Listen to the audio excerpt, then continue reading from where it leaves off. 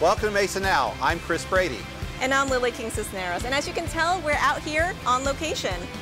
Join us as we go and explore the many neighborhoods of Mesa. So sit back, relax, as we take you on the road with Mesa Now.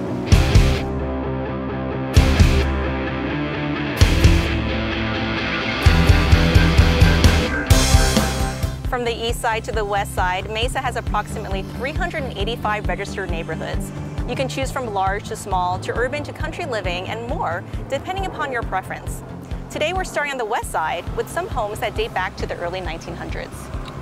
Joining us now is Vic Linoff. Vic is the president of the Mesa Preservation Foundation. Is that correct? That's correct, yes. All right. Thanks for joining us on the show today. Well, thanks for the invitation. So tell us about, in Mesa, you've been involved in preservation, historic preservation for many years. Why is this so important to you?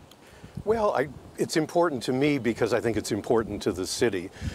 Preserving our history is obviously something of value for future generations. I think it's hard for a city to move forward without knowing from where it's come. And also, historic preservation is good neighborhood preservation, which means that you're dealing with the oldest neighborhoods in a community, and they can go either as a preserved area or fall into disrepair, and then it puts a burden on the city for services, that sort of thing. So what categorizes neighborhoods as historic? We have several here in Mesa, right? When we set the program up, the Mesa Preservation Program, we followed the guidelines of the National Trust for Historic Preservation. People know about the National Register. And the basic criteria is 50 years of age before you can really consider and value a property. That gives enough historical perspective to really objectively look. Then there are other criteria. Is the property associated with a well-known individual, maybe an architect, maybe a former mayor, or a well-known person in the city lived in it? There is a number of criteria that fall then under review from the 50 years. So Vic, we're standing here in a section of Mesa's historic district.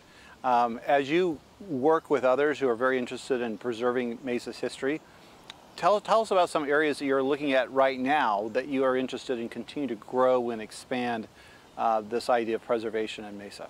Well, we've got 7 historic districts to start with. This is the West 2nd Street, and this was the premier neighborhood as Mesa was evolving.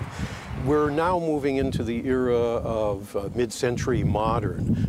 Neighborhoods like Duke Manor, which is less than a mile from here, is a really distinctive neighborhood, similar in characteristics to Fraser Fields, which is one of our historic districts.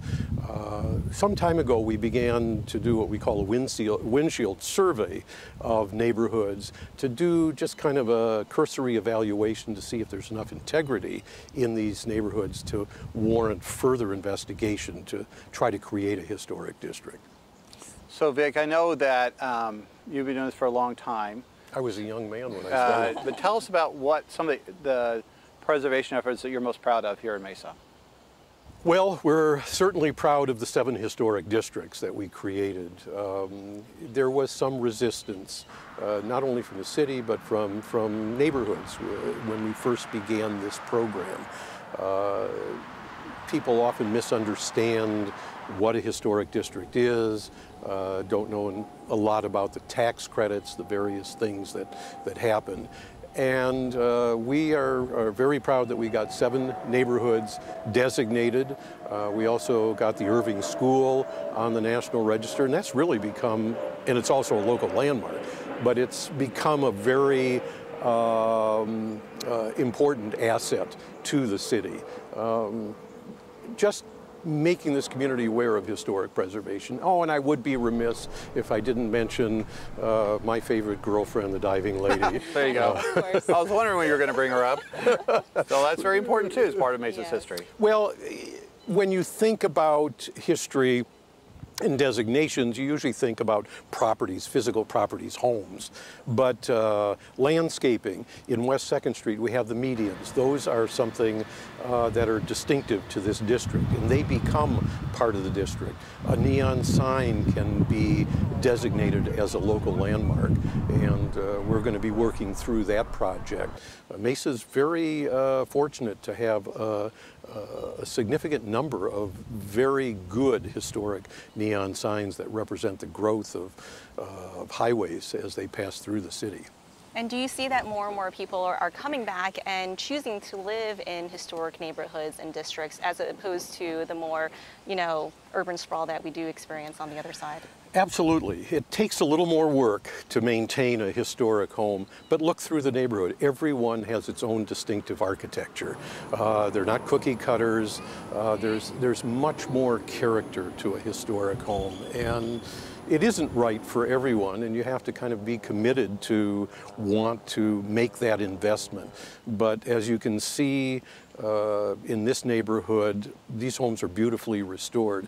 And the way our preservation program works in the city, it begins with the neighborhood itself. They've got to come together, recognize what's there, do some homework on the history, and then ask the city to designate it as historic. It doesn't come from the top down, it comes from the neighborhoods up. That's awesome. Well, clearly this neighborhood has chosen, obviously, to preserve their heritage and everything. And so we're going to actually go and check out somebody's home. So thank you so much, Vic, for joining us here in West 2nd and sharing some information with us. Great. Thank you very much. I appreciate it. Enjoy your visit to West 2nd Street. This was our first historic district. Awesome. Thank you. The best historic neighborhood in Mesa, I think. It's a small town feel in the city.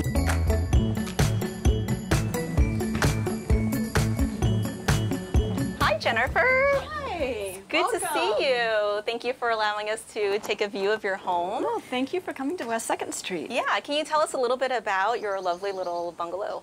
Well, this is a craftsman style bungalow that was built between 1910 to 1915. So it's 100 years old. And the first recorded owner that they have on the tax records is W.F. Gallagher, which is a plumber in Mesa. And the West 2nd Street was known as, it was the first historic neighborhood in Mesa, and it was known as Millionaires Row. I guess the affluent lived here. That's pretty awesome. So Jennifer, why did you decide to live here? You've lived in Mesa almost all your life, I guess, and so why did you choose to come live here in this neighborhood? I'm a native of Mesa, and I lived in the desert uplands for a little over 30 years, and I wanted to change. I wanted something that was different from the stucco and tile roofs, the uniformity, the conformity, and I started coming down here more when the Mesa Art Center opened, and I just started really falling in love with the neighborhood. And I have memories here of being down here when I was a child, as well as my parents' stories of when they were dating and everything that's gone down. So it had a certain charm for me, and so I decided this is the change that I wanted. So what do you enjoy about living here in the historic district? You're pretty close to downtown, which I'm sure has a lot of the advantages. There are a lot of advantages. I love the diversity here, and a lot of the planned communities. The housing is very segmented as far as value and style. So we have a lot of diversity here. I'm 2 blocks from Main Street, which I now can catch the light rail. And it has a connection from the past to the future.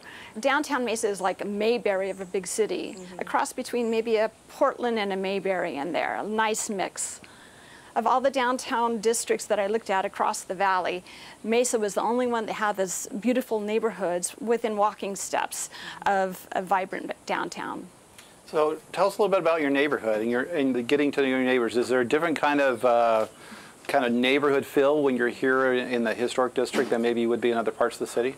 Very much so. The porch life, I call it. Okay. We all love our porches. I spend a lot of time here. Instead of my backyard, I spend in the front porch.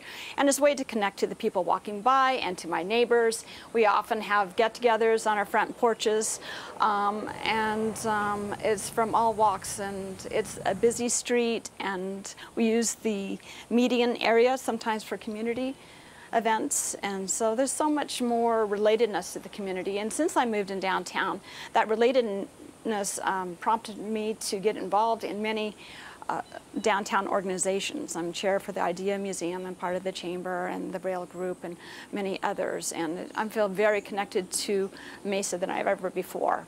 That's awesome. I say the people down here, just as one more point, is every place else I live, they always talked about, I'm from Chicago or related to wherever in the Midwest, wherever they're from.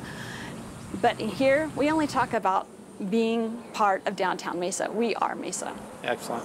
Thank you so much for letting us visit you here in your home in the historic part of Mesa. So thank you very much. Well, thank you for your interest. I love it here.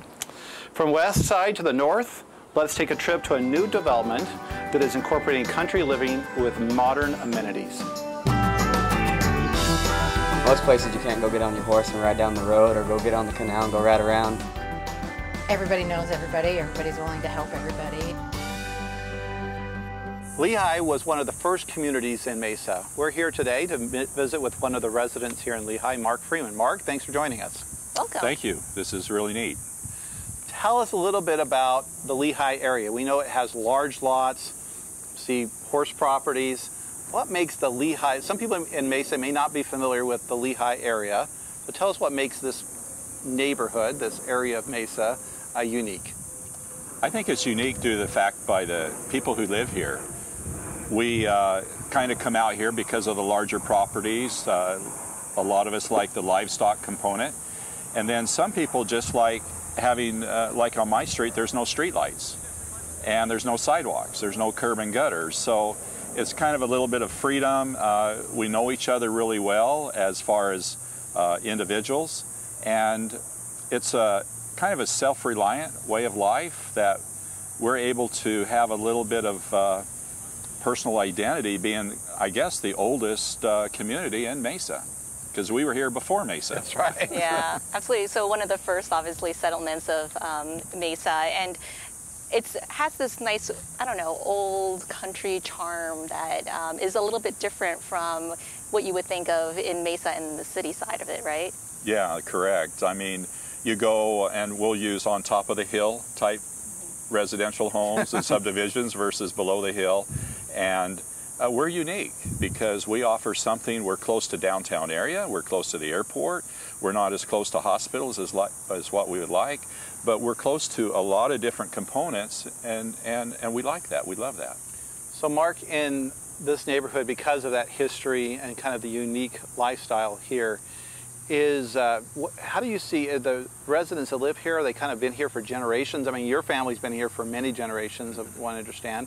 Do you see that continuing here, or do you see kind of a combination of people coming in and moving in that have maybe the first time they've lived in this part of Mesa?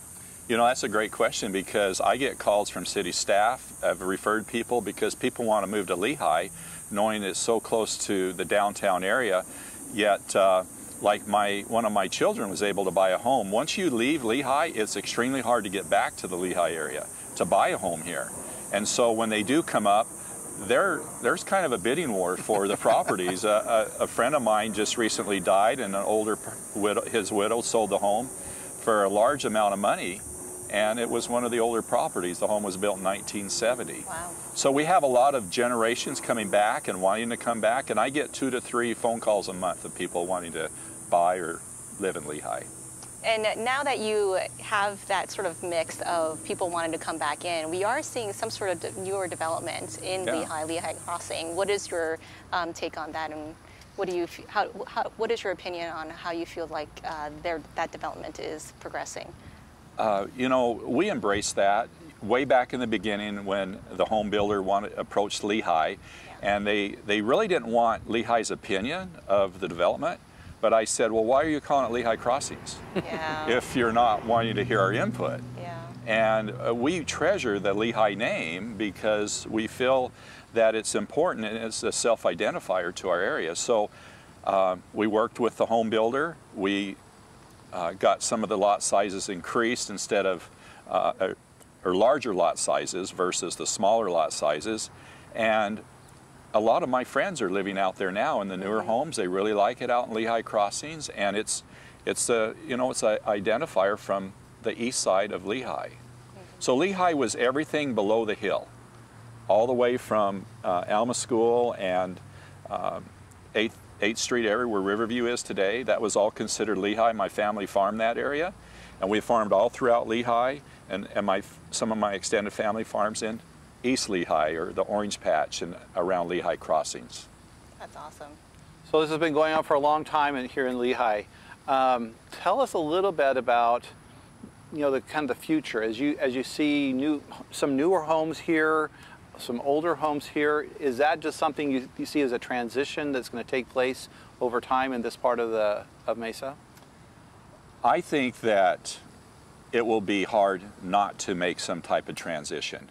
So I know some of the older properties. In fact, a friend of mine said, if I could buy the property 2 houses away from me, I want to raise the home and build a whole new home there and make it look more beautiful than what it is today. And we're talking 2 properties to the west of me. Sure. So we do have that, people thinking forward, wanting to make more beautiful properties out here, because some of the properties are old, to be honest with you. And some of them need to be updated, but then we have some historic value with some of the older properties that were built during the early 1870s and 1880s. Very good. Well, Mark, thanks for showing us your home, letting us stand out here in your front yard. Appreciate that. Now we're going to take a quick tour of the new development we just talked about, Lehigh Crossing. The new community of Lehigh Crossing is approximately 263 acres with homes ranging from 2,500 square feet to nearly 4,000 square feet. Pricing starts in the mid-300,000s with 3 bedrooms and 2.5 baths up to 5 bedrooms with 3.5 baths. There are 6 different models to choose from, all ranging from single to 2-story homes with modern and luxury touches. Homeowners here have the convenience of living near the city with quick freeway access to jobs and shopping centers, while also enjoying the country charm of Lehigh.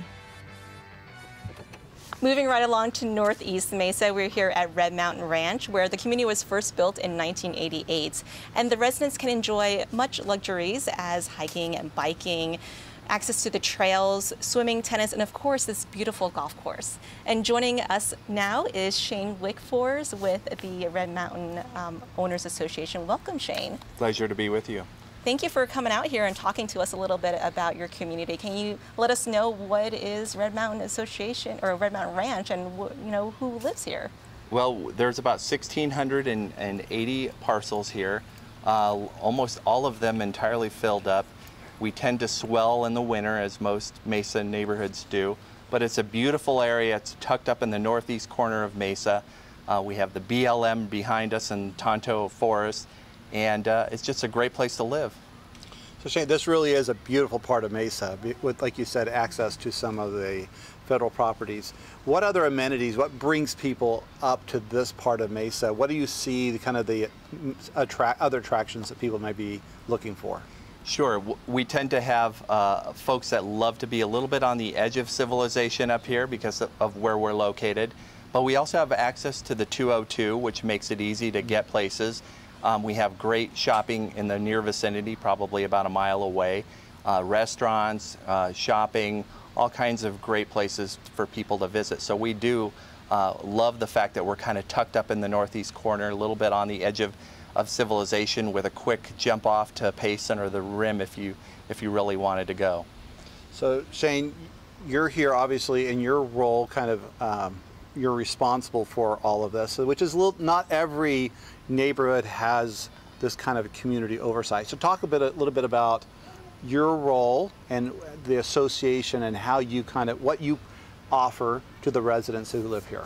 Sure. We're governed, this entire association with the exception of one parcel is governed by a board of directors of which I serve. I'm currently in my 3rd term, I guess it is.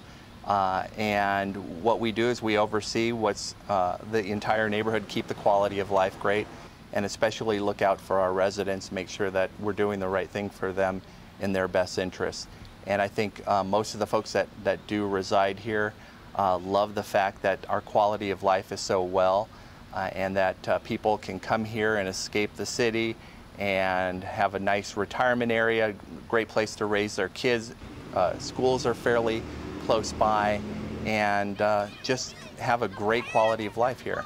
Now, I know that Red Mountain Ranch is one of the older master plan communities, but when you drive through, it still looks relatively new. How do you guys manage to maintain that? It does, and it's because we have a great management company that oversees what's happening. We obviously want to keep high standards here. We have a CC&Rs that govern us, and so those rules apply for everybody here, and it helps to keep up our quality of life. We make sure that we're on top of things like the recent storm when trees went down. Our management company makes sure that the trees are removed. We make sure that we follow CC&R patterns and colors and all of that, and an architecture committee oversees that, and we just, we focus on the quality of life here.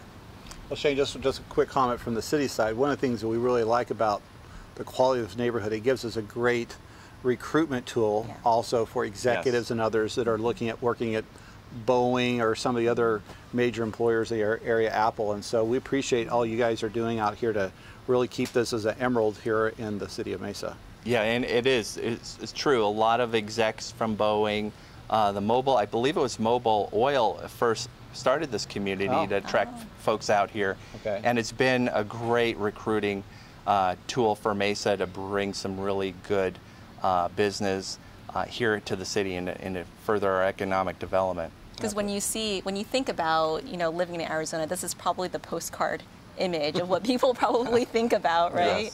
Yes, and of course we have the majestic Red Mountain behind us, and the fact that people, when they see that symbol, they think of Mesa. So we're like capture the essence of Mesa right where we are. Absolutely, absolutely. Well, great. Well, thank you, Shane, so much for allowing us to tour through Red Mountain Ranch and giving us a good insight about another gem, here located in Mesa. Thank you for visiting us and spending time with us today.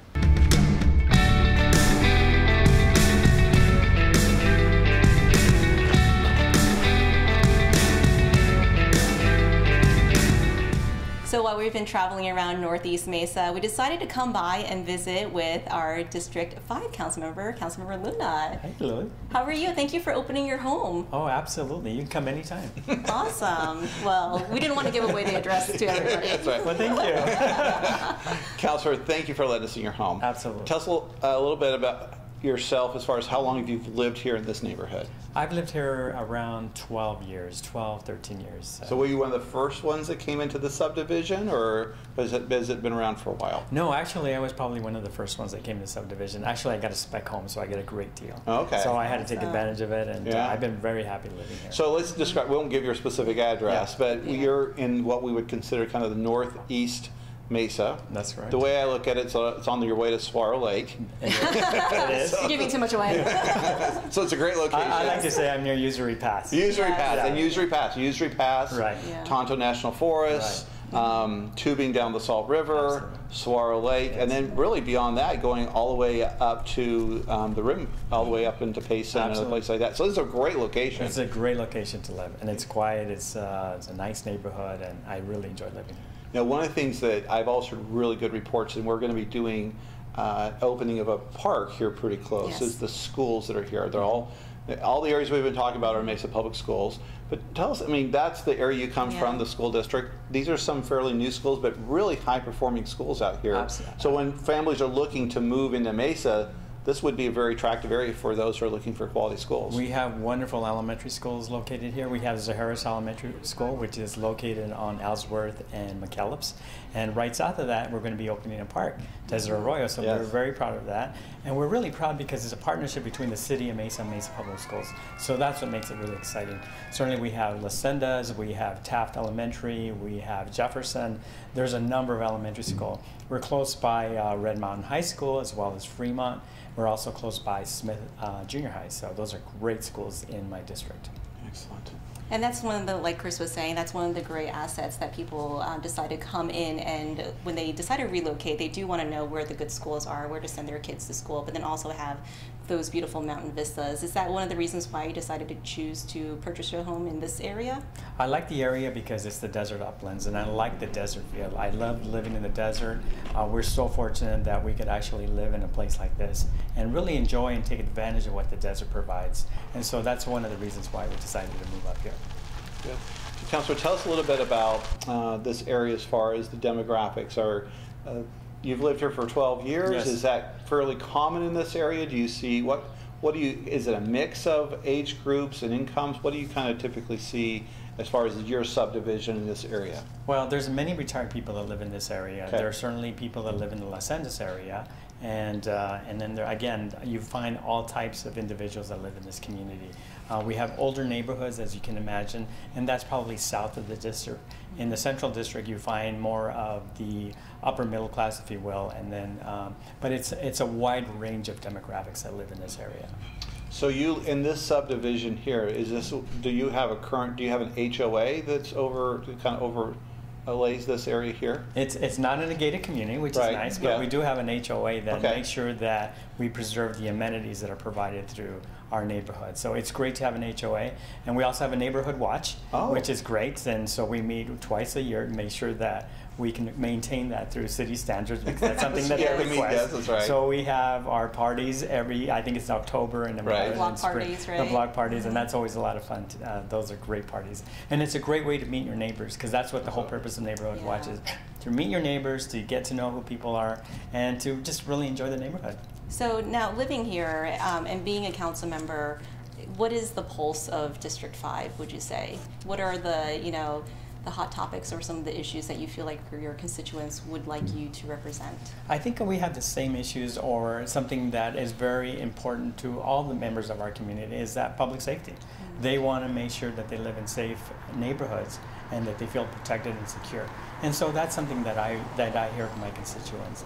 Certainly we want to encourage economic development. Yeah. They're always looking for opportunities here so that they can go shopping and really enjoy what's available here. So that's something that my neighbors talk to me about how can we bring some more business in. Certainly with downtown Mesa, we're focusing on bringing restaurants. Mm-hmm. We have the same you like those restaurants. Everybody wants to go to restaurants here, Right. so that's something that's what my neighbors are telling me.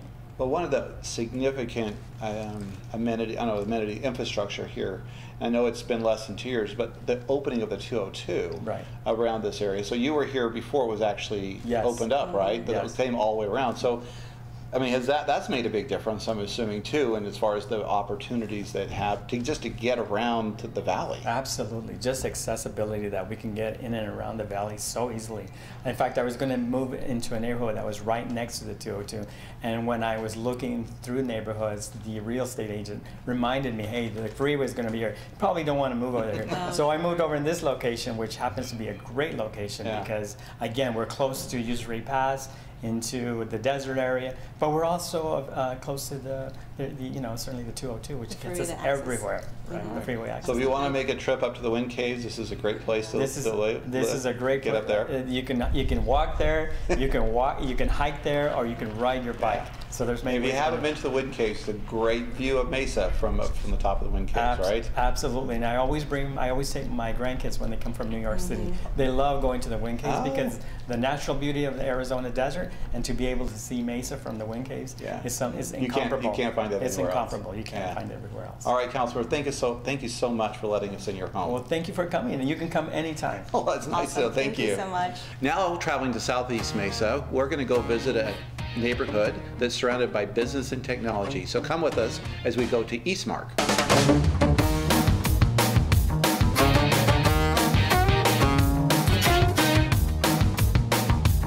Welcome to Eastmark. We're here with Suzanne Walden-Wells, the Community Life Director at Eastmark. Thanks for letting us come to your neighborhood. Oh, it's absolutely our pleasure. Thanks for coming. This is a beautiful place here in Eastmark. I know, isn't it? So tell us kind of generally, because this is kind of on the far, we've come from all the way from downtown Mesa. So give us a little sense of kind of generally where we're located right now, where you're located right now. Well, we're in the very southeast corner of the city. Across the street, a stone's throw away from Phoenix Mesa Gateway Airport, ASU Polytechnic campus, and a fabulous transportation network right at our front door. And most notably, Eastmark is actually on the site of the former General Motors Proving Grounds. So we're very proud of the legacy here. Just to think, I drove a Corvette on these grounds You once. did? Yes. Oh my goodness. A red one even. That's exciting. Yeah. Well, and now there's homes. Yeah, well. So Suzanne, tell me a little bit about what Eastmark offers. You have, it's a master plan community, yes. So the developers decided to think from the large scale to the very small and nice amenities, small scale too. On Right. What is the variation and what do you guys offer here? Well, here at Eastmark, we do have a very unique combination of opportunities. And just stepping back a bit, Eastmark is really predicated on the idea that connectivity is important for a community to sustain itself. Connectivity between people, connectivity between people and the place that they live, opportunities for work, play, recreation, all of that is part of the Eastmark vision. So when we think about the community, it's far more than just a collection of homes and neighborhoods. What Eastmark will ultimately become is really a full expression of an urban environment. As much emphasis is being placed on economic development and job creation as there is on creating wonderful neighborhoods for people to live in. So we have a very long runway ahead of us in terms of build out and how long it will take for Eastmark to actually attain that ultimate vision. But right now, we're very proud of the fact that we have been ranked the fastest selling master plan development in the country, number 8 with a bullet. Yeah. So my money is on us rising significantly in those ranks before the end of the year. Yeah, well, congratulations on that. Congratulations. That's a significant recognition. And also on the heels of Mesa being ranked as the best place. Yeah, in the Southwest, large city in the Southwest, as well as for outdoor lovers, also one of the top cities. So, and speaking, I mean, you have great views out here. You have kind of a unique blend of different neighborhoods out here. So tell us about that growth. So talk about what does that mean as far as kind of the opportunities here and kind of on a, I don't know if it's a monthly basis, what kind of activity are you seeing taking place out here? Well, we have had an amazing year in sales already, obviously with regard to the ranking, but also just looking at the pace of sales in comparison to prior years. July was the best month ever, the second best month since we grand opened. Wow. And that's saying a whole lot because usually summer months here in Arizona sort of dies down a little real bit, estate right? activity is not particularly strong. Right. So that really gives us a lot of optimism. Year to date, we are coming in at about 380 transactions, which is very aggressive. Most of the activity is taking place in our initial residential areas just across the way here. And also we grand opened earlier in the year Encore at Eastmark, which is an age-qualified community just across the street, and they are also seeing some wonderful activity. And just last weekend, another neighborhood grand opened. It is a Meritage community called Innovation Park, which is our first gated community. Suzanne, we also should mention that one of the unique opportunities being out in this part of Mesa is you kind of close to what we call our technology corridor, yes, where we will already have Apple out there, and they're transitioning to their global command center. We know that Eastmark is kind of part of the larger DMB development, and we know that they're working very hard to bring other major employers along that corridor on Elliott Road. You mentioned the airport and the growth of the airport with lots of new opportunities. You have Able Engineering out there that has almost 500 employees. So not only is it a great place to come and live in these kind of wonderfully unique neighborhoods, but it's also becoming a strong employment center for this region also. It absolutely is, and that's all part of the big picture as I like to think of it. And as I said earlier, when DMB put the vision for the community together, it was really steeped in that idea that there would be employment here, and not just small business employment, but large investors, large industrial, light industrial players, technology in particular. So we were thrilled when City of Mesa and your economic development initiatives started focusing on that corridor as a place of opportunity.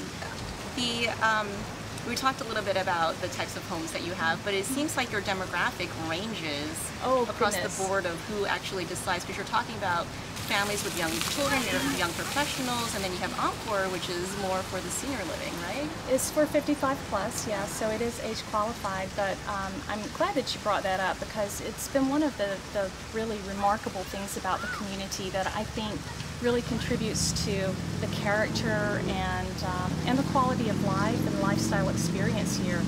Very, very diverse community with regard to age range, to family style, to ethnicity. We have a melting pot here, and it really has created such a wonderful cross-cultural opportunity even. So it's not something that we expected necessarily, but you're right. We have young couples with no kids moving in. We have established families. We have multi-generational families and floor plans to support that. So you may have a middle-aged couple with kids in high school that also have their aging parents living in the home, and that is new and different, and I think very much a trend that we'll continue to see as our boomer population starts to continues to age. Great. Thank you, Suzanne, again for allowing us to come out and tour Eastmark and just get a good feel and a vibe for this lovely community you have here. Thanks. We want to thank all of our guests and encourage you to get out and explore Mesa and the great neighborhoods that are there. We thank you for watching Mesa Now, and we'll see you next time.